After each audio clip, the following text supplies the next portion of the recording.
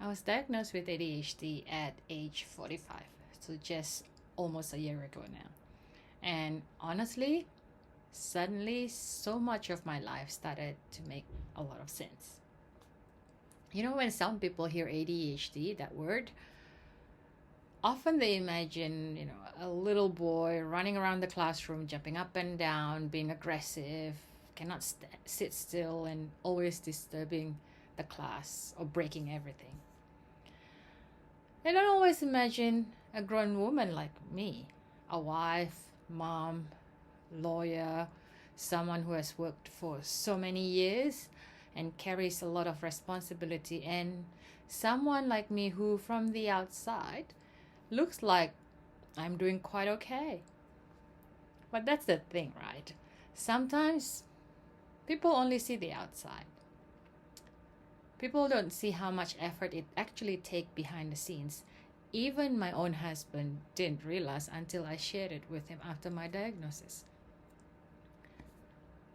I never really thought that maybe I have ADHD, although I did recognize as I was helping Gabe through his autism and ADHD journey through the therapies, and that I relate a lot to the struggles that he was going through, and the strategies that his therapist taught us actually worked for myself as well.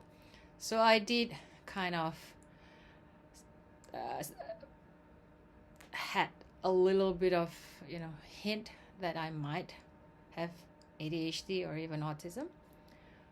But really, overall, I just thought over the years that I was just forgetful and messy, and I'm too emotional and sensitive, and that I am too intense. I'm always rushing, always late, always overthinking, so much going on in my busy brains, and I'm always starting many things at the same time and not finishing them. I have these ideas but never really complete them.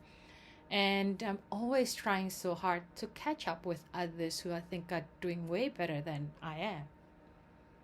And to be completely honest, I thought all of these were character issues. Like maybe I was just not disciplined enough, I'm not organized enough, not consistent, and I'm just not strong enough. I would always ask myself, why is it that I can do hard things, go through hard things in life, but then struggle with simple everyday things all the time? Why is it that I can work hard and care so much, and I always feel like I'm dropping balls everywhere? Just a failure. I always ask myself, why is it that my brain feels so full all the time? And I thought that everyone's like that. Sometimes I say it feels like I have 20 browser tabs open in my brain at the same time, which I actually literally have 20 tabs open on my literal laptop. And somewhere in my brain with all these browser tabs open, music is playing, and I don't know which tab is the music playing from, so I can't shut it down. So that's how it feels sometimes living with ADHD. Looking back now, I can see that I learned to compensate at a very early age, especially with my parents who are pretty strict Asian parents. I tried to be the good girl, the good older sister, the responsible one, the capable one, the one who can manage everything and does not disappoint anybody. So over the years, I learned to over-prepare, work hard. I try my best to please others. I created some kind of systems in my mind that I try and follow. I try to just hold everything together. And yes, from the outside, it looks like I was functioning really well. But I learn now that functioning is not the same as flourishing, as thriving in life. Just because someone looks capable, it doesn't mean that they're not struggling inside. Just because someone seems like they're achieving everything, it doesn't mean that it's not costing them a lot inside them. And just because you see someone performing really well in public, it doesn't mean that they're not exhausted behind closed doors in private. When I finally received my diagnosis, it didn't feel like it changed who I was at all. It felt more like someone switched on the light. Like I'd been walking in a room for many years, bumping into things, blaming myself, putting myself down. And suddenly, I could see the room clearly, properly with the light on. So the diagnosis of ADHD didn't define me. It helped explain me, who I am. And there's a huge difference there. So it helped me look back at my life with more compassion towards myself, with more kindness towards myself. The forgetfulness, overwhelm, emotional intensity, the procrastination that's never ending, impulsive decisions I make, that mental noise in my head, the feeling of trying so hard but still wondering why my life seems so much harder than for other people when they do things. And suddenly I had a language for it, and language really is powerful, because when you have the language to describe something, you can slowly replace the shame that you feel deep inside with understanding and compassion towards yourself. And I think this is very important, especially in many Asian families and communities like mine, because sometimes ADHD, autism, or anything related to mental health or neurodiversity can be seen as shame, not really recognized as something needing support. Like something is wrong, that child is naughty, the parent hasn't disciplined them enough, and this child just needs to try harder, put in more effort, have more character building. And I understand why many of us think that way. Many of us were raised that way. That's all our parents knew. But I am learning now that understanding is not the same as making excuses. Understanding ADHD is not about saying, oh, I've got this condition, now I cannot do anything because my brain is like this. No, it is about saying, okay, so this is how my brain is wired.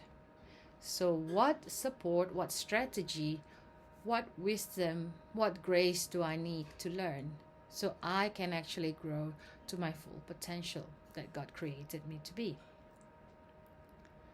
Sometimes people also ask me or comment it, why are there so many ADHD and autism diagnoses now? Must be the food, must be the environment, must be this, that, whatever it is.